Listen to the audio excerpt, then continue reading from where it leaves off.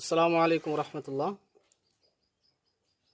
আজকে আমরা জানবো হচ্ছে কি কি কারণে আমাদের ব্যাটারিগুলো নষ্ট হয়ে যায়। আপনারা দেখতে পাচ্ছেন আমার হাতে একটি 2200 মিলি অ্যাম্পিয়ার একটা ব্যাটারি আছে, কিন্তু এই ব্যাটারিটা নষ্ট হয়ে গেছে। দেখতে পাচ্ছেন, নষ্ট বলতে ফুলে গেছে এবং এর দুইটা সেল হয়তো নষ্ট হয়ে গেছে, একটা সেল মাত্র বাকি আছে। এই দেখতে পাচ্ছেন কেমন বোম ফুলা হয়ে ফুলে গেছে। আর আমার প্লেনটা একবার অনেক জোরে ক্রাশ করেছিল, এই জন্য এই জায়গাটা একটু ড্যাম হয়ে গেছিলো ব্যাটারির। তো আমি এখানে একটা ফর্ম লাগিয়েছি যাতে পরবর্তীতে সমস্যা না হয়। এরপরেও দেখেন ব্যাটারির কী অবস্থা।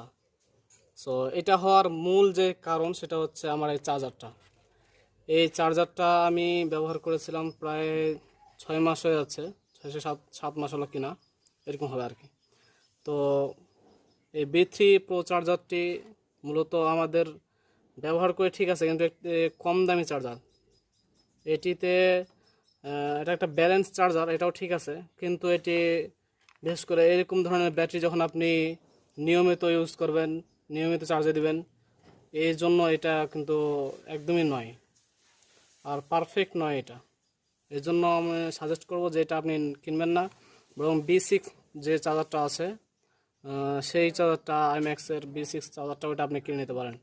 আর এটা না কেনার জন্য আমি বলতেছি আর কি, কারণ এটা আমি ব্যবহার করলাম এবং রেজাল্ট যা আসলো সেটা হচ্ছে একদম জিরো, যার কোনো ভালো দিকই নেই।